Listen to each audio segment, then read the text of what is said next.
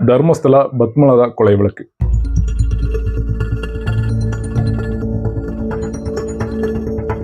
ஆயிரத்தி 1986 நடந்த இந்த சம்பவம் ஒரு தந்தையை பழிவாங்க அவருடைய 17 வயது மகளை கொடூரமாக சிதைத்து கொலை செய்த ஒரு சோக கதை. டிசம்பர் 22, 1986. வழக்கம் போல தன்னுடைய அப்பாவை பார்த்து சிரிச்சுக்கிட்டு நான் காலேஜுக்கு போயிட்டு வரேன்ப்பான்னு சொல்கிறாங்க பத்மலதா. பியூசி 2ஆம் ஆண்டு அறிவியல் படிக்கிறாங்க பத்மலதா. இது 1986 அப்படிங்கிற காலகட்டத்தில் ஒரு மிகப்பெரிய விஷயம்னு சொல்லலாம். பொதுவாக பெண்கள் படிக்கிறது அப்படிங்கிறதே அந்த சுற்று வட்டார பகுதியில் மிக குறைவாக இருந்தது. அந்த நிலைமையில் பியூசி படிக்குங்கிறது மிகப்பெரிய ஒரு விஷயமா இருந்தது. பொம்பளை பிள்ளைகளுக்குலாம் எதுக்குப்பா படிப்பு அப்படின்னு சொல்லக்கூடிய நிலைமையில தான் அந்த சமூகம் அந்த காலகட்டத்தில் இருந்ததுன்னு சொல்லலாம். இதையே இன்னும் விளக்கி சொல்லணும்னா, அந்த சுற்று வட்டார பகுதியில் முதல் பியூசி மாணவி அப்படின்னா அது பத்மலதா தான்.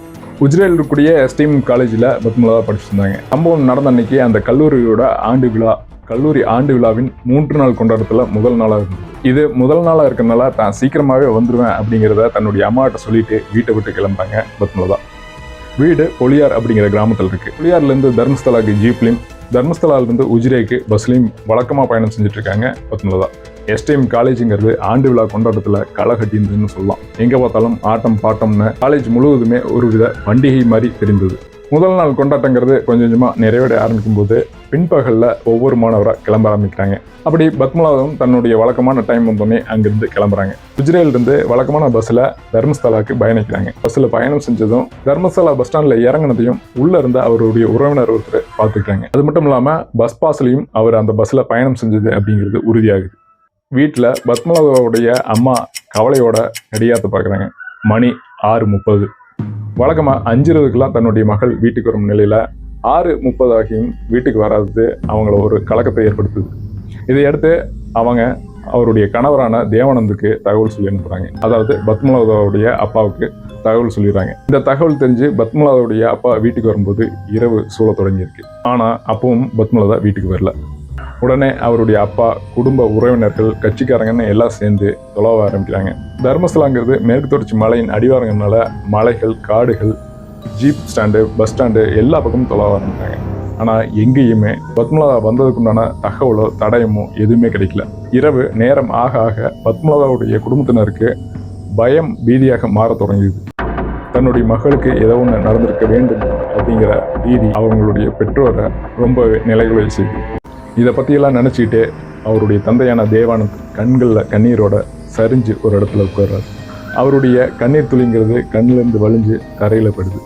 ஆனால் அந்த கண்ணீர் துளி பின்னால் ஒரு பெரும் அதிகார வர்க்கத்தின் சிரிப்பு, ஆணவம் அப்படிங்கிறது ஒளிந்திருக்கிறது யாருக்கும் தெரியல.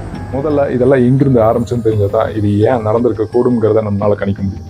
பத்மலாவுடைய அப்பாவான தேவானந்த் ஒரு கம்யூனிஸ்ட் கட்சியோடைய உறுப்பினராகவும் அதே நேரத்தில் அதே பகுதியில் இருக்கக்கூடிய ஊர் தலைவராகவும் இருக்கார். இவரை போலவே பக்கத்து பகுதியை சேர்ந்த இன்னொரு கம்யூனிஸ்ட் கட்சி தலைவரான விஷ்ணுமூர்த்தி குற்றச்சாட்டுப்படி 1980களில் இந்த தர்மஸ்தலா நிர்வாகம் ஒரு எழுதப்படாத சட்டத்தின் கீழே இயங்கியதுன்னு சொல்கிறார். அதாவது அவங்க யாரை நியமிக்கிறாங்களோ அவங்க தான் அரசியல் வேட்பாளராக அங்கே நிற்க முடியும் அப்படிங்கிறது தான் ஒரு நிதர்சனமான உண்மையாக அந்த காலகட்டத்தில் இருந்திருக்கு. இதை யாரெல்லாம் மீறுறாங்களோ அவங்கெல்லாம் குறிவிக்கப்பட்டிருக்காங்க. இந்த குறிவிக்கப்பட்டாங்க அப்படிங்கிறது எப்படியெல்லாம் இருந்தது அப்படிங்கிறதுக்கு தேவானந்தும் மிகச்சிறந்த உதாரணம். ஏன்னா அவங்ககிட்ட எல்லாமே இருந்தது. அதிகார பலம், பணம், இப்படி எல்லாமே அந்த வர்க்கத்துக்கு அடிமையாக இருந்தது. தேவானந்தும் விஷ்ணுமூர்த்தியும் அங்கே நடக்கக்கூடிய மண்டல பஞ்சாயத்து தேர்தலில் போட்டியிடறதுக்கு முடிவு பண்ணுறாங்க. இவங்க வெறும் அரசியல் எதிரிகளை மட்டும் எதிர்க்கல, ஒட்டுமொத்த ஜமீன்தாரி முறை அப்படிங்கிறதையும் எதிர்த்து தான் தேர்தலில் நிற்கிறதுக்கு முடிவு பண்ணுறாங்க. இதன் பின்னால் அதிகார வர்க்கத்தின் எதிர்வினைங்கிறது தேவானந்துக்கு எப்படி இருந்தது, காணாமல் போன பத்மலதா கிடைத்தாரா இல்லையா அப்படிங்கிறத அடுத்த அத்தியாயத்தில் பார்க்கலாம்.